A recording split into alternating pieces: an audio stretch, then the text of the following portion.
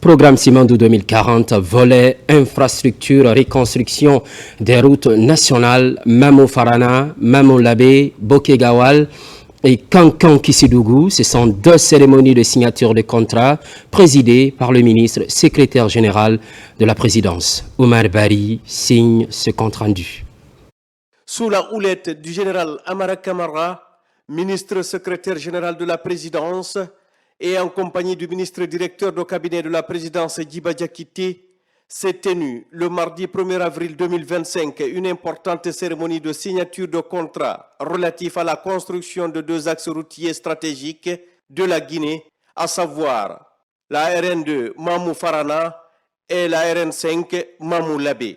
Ces travaux financés par le budget national de développement BND seront exécutés dans un délai de 24 à 36 mois par les entreprises chinoises Henan Chine, Cebitec, CRBC et SDHS. La route nationale Mamou-Farana, longue de 185 km, sera confiée aux entreprises Henan Chine et Cebitec, tandis que les 140 km de la route nationale Mamou-Labé seront réalisés par Henan Chine, CRBC et SDHS. Cette initiative s'inscrit pleinement dans le cadre du troisième pilier du programme stratégique Simandou 2040, porté par le président de la République, son Excellence le général Mamadi Doumbouya, qui place les infrastructures, transports et technologies au cœur de la refondation de l'État. La cérémonie a réuni aux côtés des autorités de la présidence le ministre de l'économie et des finances, Mourana Souma, le ministre des infrastructures et des travaux publics, Mahamadou Abdoulaye Diallo, Ismaël Nabé du plan et de la coopération internationale, la ministre des Postes et Télécommunications, Rose Paula Prissemou, ainsi que les représentants de l'agence de gestion des routes AGEROUTE, de l'administration de contrôle des grands projets ACGP et des entreprises contractantes, ainsi que des missions de contrôle. Dans son message, le général Amara Kamara a rappelé les longues démarches techniques et diplomatiques ayant précédé la conclusion de ces accords. Il a été instruit par le président de la République, chef de l'État, chef suprême des armées, il y a quelques mois, de prendre toutes les dispositions pour que les routes Mamou-Farana et Mamou-Labé sortent des terres pour le grand bonheur des populations. Ceci fait suite non seulement aux missions terrain qu'il envoie, il a eu leur retour d'observation, mais également aux travaux qui ont été menés par le gouvernement récemment pendant ses visites d'immersion à l'intérieur du pays. Nous sommes réunis aujourd'hui pour procéder aux différentes signatures. Ce n'est pas l'étape la plus importante, les plus importantes sont à venir. C'est de faire en sorte que ce que nous allons signer aujourd'hui, qui représente nos engagements désormais, puisse être clairement matérialisé sur le terrain en termes d'exécution des travaux, mais aussi en termes de délais contractuels sur lesquels nous partirons. Aujourd'hui, nous signons ce contrat essentiellement avec les entreprises chinoises. Cela démontre clairement que notre pays est ouvert aux grands investisseurs, mais aux grands investissements avec ces pays partenaires. Et la Chine est un pays effectivement grand partenaire de la Guinée. Les ministres ont également insisté sur les enjeux stratégiques de ces projets routiers qui contribueront à désenclaver les régions et préfectures du pays, à faciliter la circulation des biens et des personnes et à stimuler l'économie locale. Ils ont tous salué les retombées concrètes de la participation du président de la République, son Excellence le général Mamadi Doumbouya, au dernier forum sur la coopération sino-africaine FOCAC. C'est un grand pas qui a été franchi aujourd'hui avec la signature de ces projets concernant les tronçons Mamou-Farana et Mamou-Labé, respectivement 185 km et 135. Et je pense que tout ça, c'est à mettre à l'actif de la vision du chef de l'État dans sa vision Simandou 2040. Parce qu'initialement, c'était des projets de réhabilitation, mais compte tenu de la dégradation avancée de ces structures, il a été décidé maintenant d'aller sur une reconstruction complète, ce qui va prendre forcément plus de temps et ça va demander plus d'argent. Et Dieu merci, le chef de l'État, dans sa grande vision, a instruit de prendre toutes les dispositions pour faire de ces deux tronçons stratégiques, sociales, politiquement et économiquement, qui sont très déterminants pour notre pays, d'en faire une priorité. Et une fois que ces contrats ont été signés aujourd'hui, le ministère des Infrastructures et l'ensemble de ses cadres, ainsi que la CGP, resteront totalement et entièrement mobilisés pour qu'on respecte à la fois les délais et que la saison des pluies ne soit pas une excuse pour une interruption des travaux, mais on verra aussi sur la qualité des ouvrages, parce que dorénavant, il sera inadmissible en Guinée qu'on continue à avoir des chaussées, qu'on soit obligé de reprendre tous les ans. Donc on verra à la fois sur la qualité des structures, mais aussi sur le respect des délais. Cette signature rentre en droite ligne avec le programme Simandou 2040. Parce que le pilier 3, qui est infrastructure, transport et technologie, en signant cela, ça rentre en droite ligne avec le programme Simandou 2040, qui est un programme qui a déjà commencé. Et l'objectif qui est donné aux infrastructures, c'est au minimum d'ici 2040 qu'on a 2000 km de bitume. La Guinée avait beaucoup souffert d'insuffisance d'infrastructures. C'est l'occasion encore de remercier M. le Président et remercier également M. le ministre secrétaire général de la Présidence pour pouvoir accélérer cette activité d'envergure qui va nous aider à donner des infrastructures dignes du nom à notre pays, qui va nous permettre de nous mettre dans un cadre sous-régional et pourquoi pas international. Les représentants des entreprises chinoises ont pour leur part pris l'engagement formel de respecter scrupuleusement les termes des cahiers de charges. Et nous avons la tronçon de Mahamou jusqu'à Pita et puis deux tronçons entre Mahamou et Falana. Nous sommes déjà installés et on est prêt de démarrer les travaux à tout moment. Et puis nous allons faire tous nos efforts pour achever les travaux dans le délai et en respectant le critère et les normes en assurant la bonne qualité des travaux. La Cibitec, nous avons l'honneur de venir signer le contrat de la reconstruction de la route entre Mahamou Falana, dans sa Cibitec, entre près Madina et Falana. Ça fait 102 km. Nous allons faire tout nos mieux de travailler bien et vite le présent projet afin de livrer un bon projet au peuple guinéen. L'entreprise CABC, on est très honoré d'être ici pour signer le contrat entre Dalaba et Pita.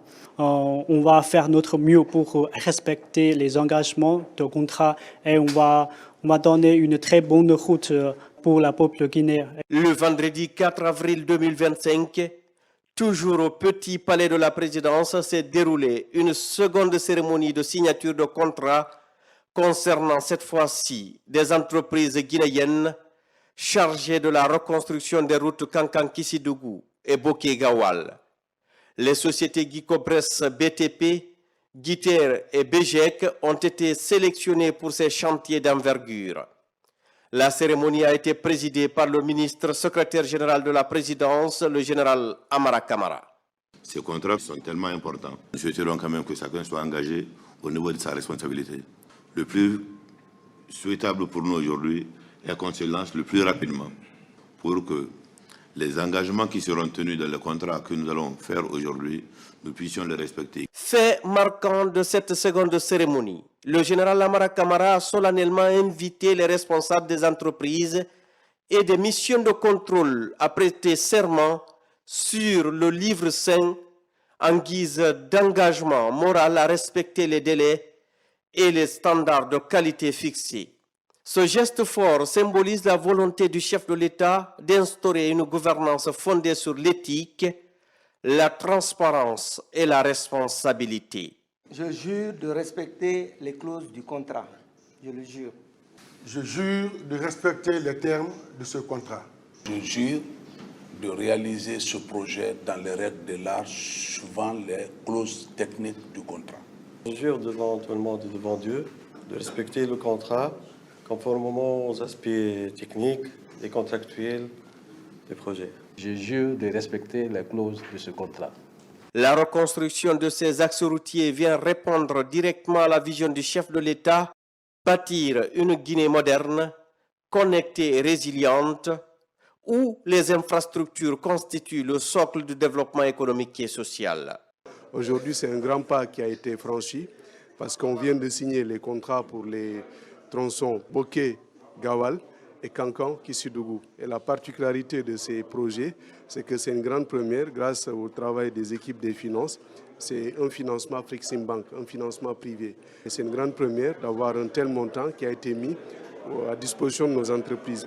Ce qui fait qu'également c'est un grand challenge parce que c'est l'avenir de l'entrepreneuriat national qui est en jeu. Aujourd'hui, c'est les groupes BGEC, Guiter et Guicopress qui sont les adjudicataires. Demain, ça pourrait être d'autres entreprises. Donc, c'est une grande première et on insistera sur une chose essentielle, ça va être la qualité des travaux.